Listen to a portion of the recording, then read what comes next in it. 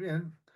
Yo le puse un título y tengo acá un machete porque ya me dijo el pastor a mí, después de los 60 años puedes tener un machete para mirar, así que bueno, pero yo le puse un título a esto, Jesús va al rescate de las personas, o sea, del ser humano, desahuciado por la sociedad en general y por la sociedad o el mundo religioso. Allí va a ser. Y la historia es conocida. Podemos abrir nuestras Biblias, si usted quiere, en Lucas capítulo 19. Solamente dos versículos. Solamente dos versículos voy a leer, el 9 y el 10. Es, es la historia de Zaqueo. Dice, hoy ha llegado la salvación a esta casa, le dijo Jesús. ¿No es cierto? Allí nos cuenta, ¿no es cierto?, que Jesús había ido a Jericó. Hoy ha llegado la salvación a esta casa, le dijo Jesús, ya que también este es hijo de Abraham, porque el del Hombre vino a buscar y a salvar lo que se había perdido. Para ponerlo en el contexto, Jesús estaba dirigiéndose ya en los últimos días para Jerusalén para morir y venía enseñándole a los discípulos que él tenía que sufrir y padecer y para poder entender un poquito más la geografía, en aquellos tiempos no había carretera, no había nada, entonces de la Alta Galilea venían bajando hacia Jericó, que por el costado, allí cerca del mar del Jordán, para llegar hasta, perdón, del río Jordán, para llegar hasta Jericó. Jericó, como ustedes saben, era una ciudad cosmopolita, era una ciudad donde vivían los ricos, había hoteles, había de todos, había una ruta internacional. Allí vivían los levitas y los sacerdotes y todo el mundo político y gobernante de aquel entonces. Era como, digamos, Villa Gesell, Mar del Plata o Las Vegas de Estados Unidos. Era una ciudad donde pasaban y había muchas personas. Y como ustedes también saben que Jericó estaba a 290 metros bajo del nivel del mar. Era el lugar más digamos, cómodo para llegar a Jerusalén por Jericó, aunque los próximos 20 kilómetros tenían una subida aproximadamente de 1100 metros para llegar hasta Jerusalén. Pero eran 15 kilómetros en línea recta. Y por ahí iba Jesús. Y Jesús habrá cruzado muchas veces ese camino yendo a cumplir los rituales de los judíos para las fiestas, porque era el lugar más cómodo, porque si tenía que cruzar por Samaria, era un lugar peligroso para los judíos y no se querían. Bueno, la historia nos cuenta de un hombre que todos la conocemos, la palabra saqueo significa puro, ¿eh? Pero este hombre tenía dos grandes problemas, ¿eh? Era de baja estatura. Según la tradición judía, dice que no medía más de 3 codos y más de 3 codos era 1,20 m, 1,35 m de altura, o sea, un enano, ¿sí? Y encima era un traidor, ¿no es cierto? Porque era un publicano, o sea, un judío traidor a su pueblo porque él cobraba impuestos para Roma. Y en aquel entonces, hermano, para ser un jefe de publicano, cobrador, los romanos, ellos vendían digamos, ese negocio al mejor postor. No por algo 30 años antes de Jesús, hubo un censo, y ese censo fue para cobrar impuestos por parte de los romanos, no era por otra cosa, ¿no es cierto? Y en ese mundo, en ese contexto vivía Saqueo, en un mundo lleno de corrupción, un mundo religioso que, digamos, que no, muchas veces no dista de lo que estamos viviendo hoy. Nosotros había corrupciones religiosas, corrupción política, había traiciones, había de todas las clases de maldades que en la cual vivía Jesús. Pero ahí apareció Jesús. En ese contexto apareció Jesús. Y ese contexto, digamos, y esa vida de Jesús impactó en la vida de Saqueo y en muchas de las otras personas. Tal es así que Jesús, cuando empezó a incursionar digamos, en la sociedad, todo el mundo estaba contento, pero cuando empezó a confrontar a los fariseos, a los políticos, estos se le pusieron en contra, porque iban en contra de sus intereses. Pero Jesús impactó en la sociedad en aquel entonces y Saqueo, que estaba marginado por sus propias personas, por su propia religión, por su propio país, por sus propios hermanos, él escuchaba la vida de Jesús. ¿Cómo este es judío? ¿Cómo este es judío? Era tan distinto, como este judío que era como él, que él podía predicar, hacer milagros, sanar y no cobraba absolutamente nada, ni tampoco le pedía que le lleven algún regalo a la casa. Eso sería increíble, ¿no es cierto? En aquel tiempo, digamos, la dávila existía al igual que hoy. Pero nosotros tenemos que saber que Jesús sabemos que vino con un propósito. Y Saqueo quería conocer a esa persona. Él habrá escuchado los testimonios, ¿no es cierto? Cómo Jesús, ¿no es cierto? Allí él sanó a una mujer que hacía 12 años que padecía hemorragia. Y la sanó sin pedirle un peso, sin nada. Cómo él curó a los dos ciegos, ¿no es cierto? Cómo sanó a la hija endemoniada de una mujer cananea. No era judía, pero él también tuvo misericordia. Esto es una cosa increíble para aquella época, que un judío tenga misericordia con un extranjero. Alimentó a una multitud, cómo curó a 10 leprosos, alimentó a miles con milagros que solamente aquel que era venido del Hijo de Dios, del Dios mismo, podía hacer esas cosas. También Saqueo, hermanos, habrá escuchado el testimonio de Juan, primo de Jesús, cómo aconsejaba a un publicano y a un soldado. Allí lo pueden encontrar en Lucas, en el capítulo 3 y del versículo 10, 11, 12, que él les decía cómo tenía que actuar. Tenía la misma doctrina que tenía Jesús, pero y escuchó tantos testimonios, no podía absolutamente nada en contra se podía objetar de la vida de Jesús. Él vivía como predicaba y predicaba lo que vivía. Él cumplía todos los rituales de la ley en aquel entonces, si me viene a la memoria, por ejemplo, la fiesta de la dedicación es el 9 de julio de los judíos, porque en aquel entonces, 130 años atrás, los macabeos liberaron, digamos, purificaron el templo nuevamente y dedicaron una fiesta, un día especial que se llamaba la fiesta de la dedicación. Entonces, él como judío, él cumplía todas las expectativas que la ley de aquel entonces y la sociedad le decía. Y esto le llamaba, no había manera de que alguien le pudiera achacar algo, ¿no es cierto? Pero lo que más le llamó la atención no lo dice la Biblia, pero yo me imagino, ¿no es cierto?, a Saqueo, que también ahí en esa multitud, ¿no es cierto?, venía Leví, el hijo de Alfeo. Y Leví dejó todo, era un recaudador y un publicano de Jesús, o sea, era un publicano también, un traidor, hoy un discípulo de Jesús. ¿Cómo es posible todo esto? También escuchó de que Dios justifica a un publicano como él. Allí cuando Jesús escuchó la historia, ¿no es cierto?, que contó la historia de que el publicano fue justificado y el fariseo no. ¿No? Todas estas cosas han impactado en la vida de Jesús, de Saqueo, y Saqueo lo quería conocer. Saqueo, como muchas personas hoy, tenía un vacío en su interior. Pueden tener todas las riquezas, pueden tener todos los bienes, pero si no tienen la paz que solamente Dios da, ellos buscan por otro lado, pero muchas veces no saben cómo buscar. Entonces Saqueo tomó una decisión.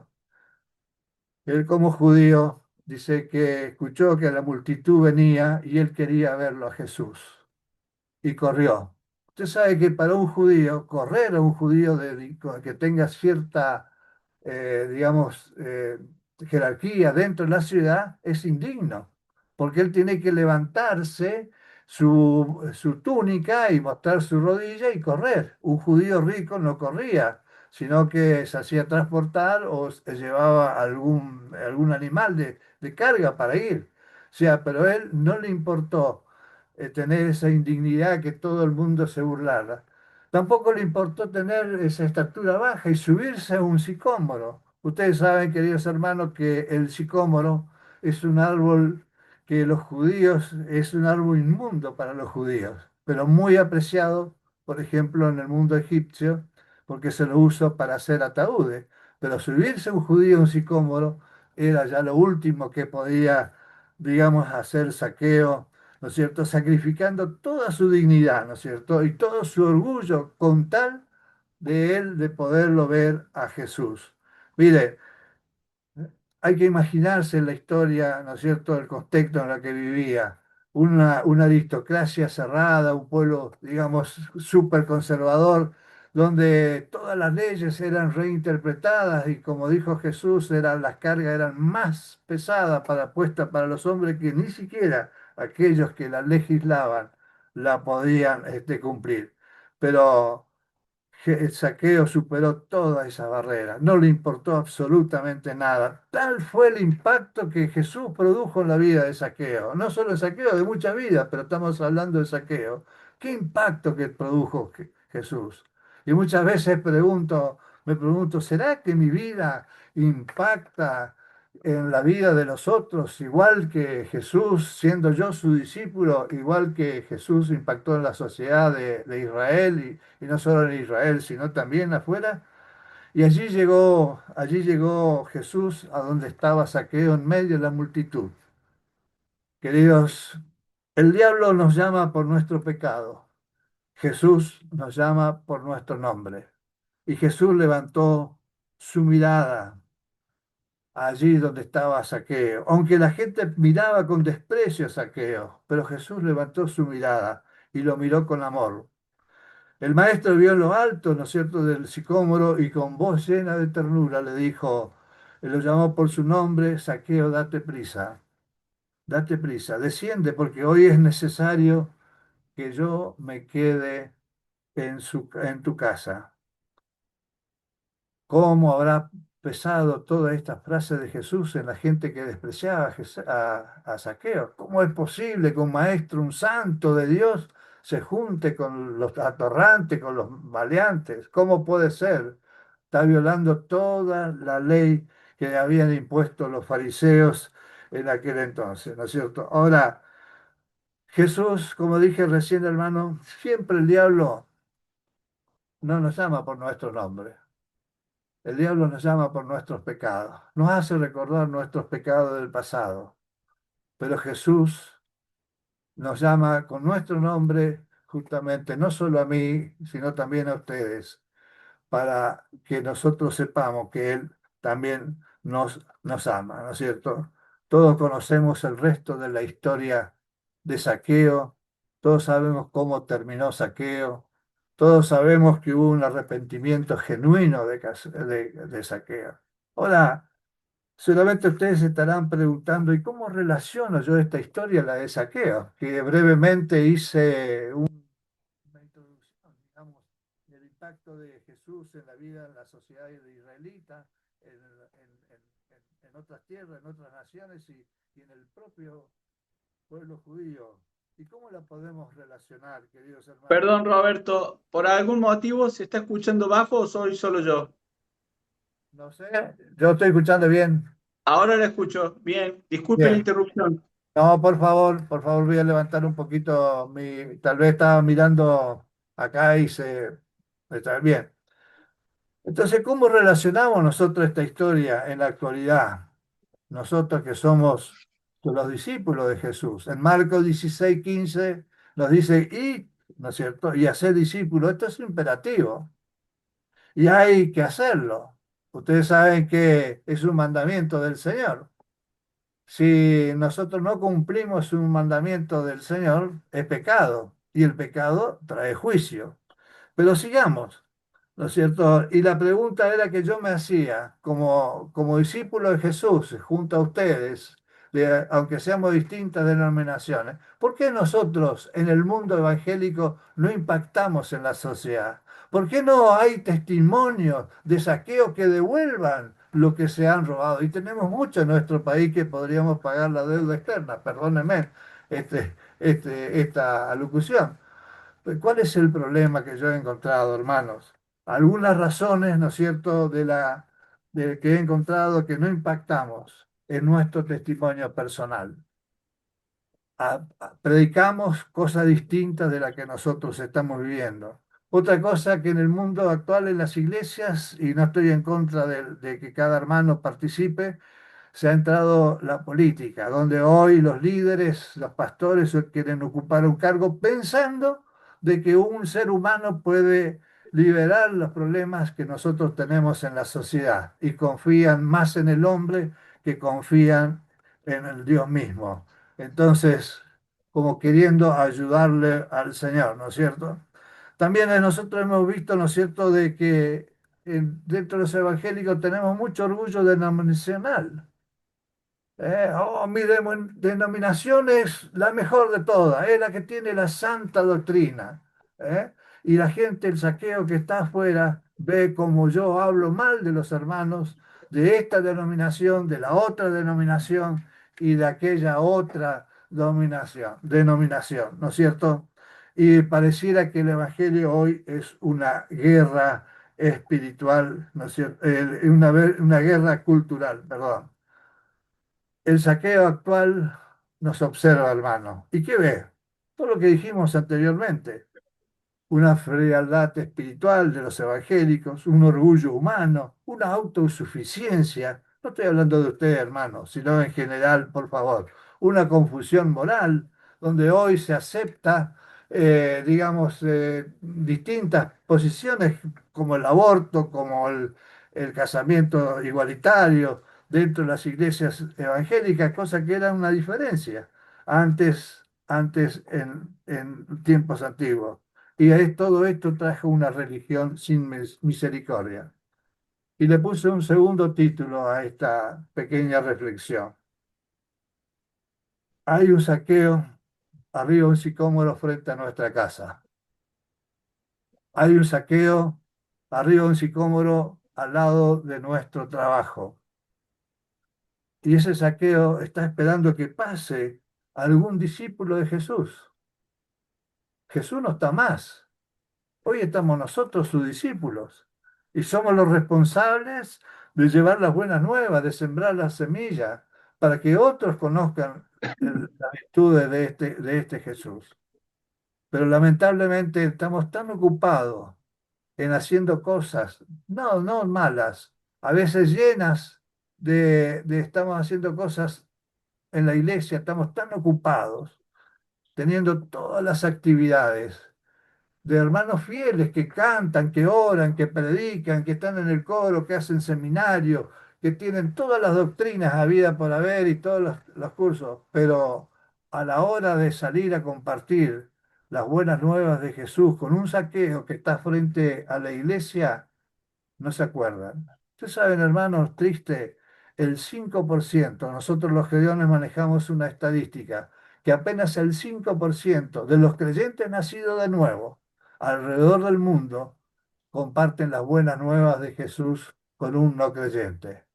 Eso es triste, que apenas el 5% se acuerde de lo que están afuera, del saqueo que está afuera. Y ese saqueo, hermano, me está mirando a mí.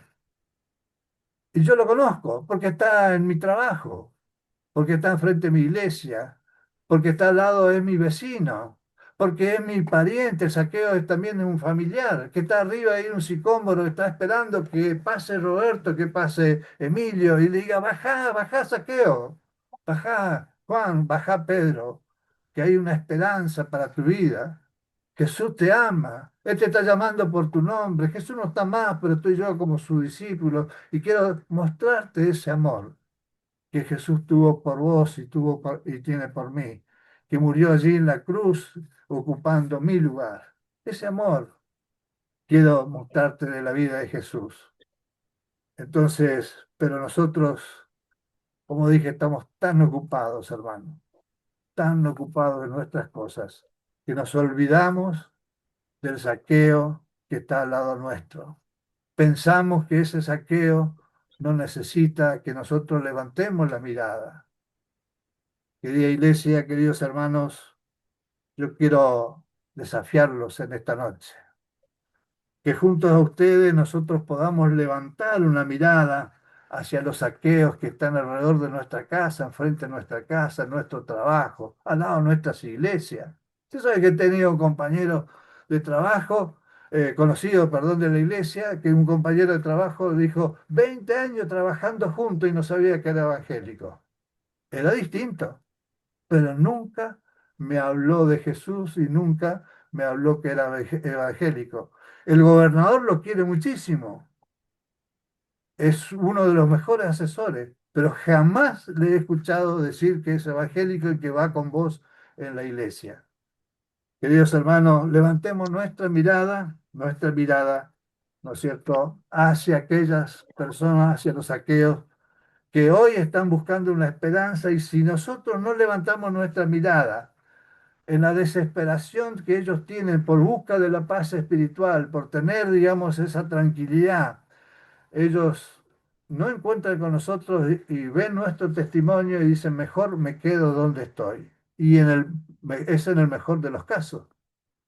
Y en el peor de los casos, en su búsqueda espiritual van y los captan las sectas. ¿Qué le parece si a partir de hoy, queridos hermanos, nosotros, ustedes juntos y nosotros los gedeones también. Los gedeones se han entendido esto, hermano, no estoy criticando a su iglesia ni nada. Hace muchos años que están llevando la palabra de Dios, levantando su mirada hacia los saqueos que están alrededor del mundo. Por eso hacen todo este esfuerzo de llevar la palabra de Dios en 110 idiomas y en 200 países de manera gratuita para que los saqueos que haya, ellos puedan conocer cómo Jesús impacta en nuestra sociedad, cómo impacta en nuestros corazones, cómo impactó en nuestras vidas, cómo impactó en nuestras familias. Muchos de nosotros venimos de familias rotas, de familias destrozadas. Muchos venimos tal vez de las cárceles porque hemos matado a alguna persona. Muchos venimos de muchísimos lugares porque el diablo siempre nos llamó por nuestro pecado. Pero Jesús hoy nos llama por nuestro nombre. Y eso quiere hacerlo afuera con los saqueos de afuera. Recuerden, hermanos, para terminar, Dios no nos hace responsable de los resultados. Dios solo nos hace responsable de sembrar la semilla, sabiendo que el poder está en la semilla y no en el que planta. Yo planté, ni siquiera, o el que cosecha. Yo planté, Apolo regó, el crecimiento lo ha dado Dios. Así que ni el que planta es algo, ni el que riega, sino Dios, el que da crecimiento y el que da el crecimiento. Y el que planta y el que riega son una misma cosa. Querida iglesia, queridos hermanos, como dije, Dios no nos hace responsable de los resultados. Dios nos hace responsable de sembrar la semilla, sabiendo que el poder está en la semilla y no el que planta o el que cosecha. Ni siquiera tenemos el derecho de analizar la tierra donde estamos sembrando, porque el poder está en la semilla y no en nosotros. Queridos hermanos, hay un saqueo frente a mi casa. Hay un saqueo en la universidad. Hay un saqueo en mi trabajo. Hay un saqueo en la Cámara de Diputados, en la Cámara de Senadores, en el Consejo Municipal. Hay un saqueo en la plaza. Hay un saqueo que está esperando que un discípulo de Jesús levante su mirada y le diga, Pajá, que hoy Jesús quiere entrar en tu corazón y hay esperanza para tu vida. Hasta acá, hermanos. Hola, que Dios te bendiga. Soy el pastor Luis Casagrande y hago este pequeño video para animar a todos aquellos que predican la palabra de Dios, aquellos que le acercan la palabra de Dios a la gente que no conoce o que está pasando por diferentes situaciones. Te cuento que yo era una persona que estaba perdido, que estaba lejos de Dios, no creía en Dios. Y recuerdo que estudiaba en un colegio industrial y que a la salida del colegio, en una ocasión, había un joven que estaba esperando a los jóvenes que salían para entregarle este Nuevo Testamento, para entregarle una pequeña Biblia. Uno de mis amigos la rechazó, pero yo la recibí, no porque fuera creyente, sino por respeto a ese joven que hacía esa tarea. Esa pequeña Biblia la guardé en un cajón de una mesa de luz y así pasó mucho tiempo. Tomé malas decisiones, los vicios, las adicciones me llevaron a tocar fondo. 3 años prácticamente de tratamiento psiquiátricos, con muchos psicofármacos, problemas con el psicofármaco, con el alcohol y problemas de todo tipo. Y en uno de los peores momentos de mi vida, buscando pastillas en el cajón de la mesa de luz, me encontré con esta pequeña Biblia. Al abrirla encontré que decía que Jesús había muerto en la cruz para perdonar mis pecados, para darme una nueva vida. Me parecía demasiado fantástico como para creerlo, pero en ese momento me quebré y a mi manera, como estaba, hice una oración y dije: Jesús, si sos real, sácame de esta situación. Esa noche mi vida comenzó a cambiar. Dios puso personas en mi vida, entre ellos conocí a quien fue mi primera pastora, una mujer de Dios, que me habló de Jesús y yo acepté a Jesús en mi corazón y el Señor me hizo libre de los vicios, de las adicciones y cambió mi vida. Hoy soy pastor en la ciudad de Villa Gesell, en la provincia de Buenos Aires, y soy director de evangelismo de la Iglesia de Dios. Y por eso quiero animarte. Yo pensaba, seguramente ese joven que fue a hacer esa tarea tan noble, tan hermosa de llevar la palabra de Dios, nunca supo mi testimonio, nunca supo lo que Dios hizo, pero él fue en obediencia a Dios. Por eso quiero animarte a que no te calles, a que lleves la palabra, a que distribuyas la palabra en todo lugar y que Dios te use grandemente. El plan de Dios es que las vidas se salven, que todos los seres humanos puedan conocer al Señor y alcanzar esta salvación tan grande que Jesús nos da. Que Dios te bendiga.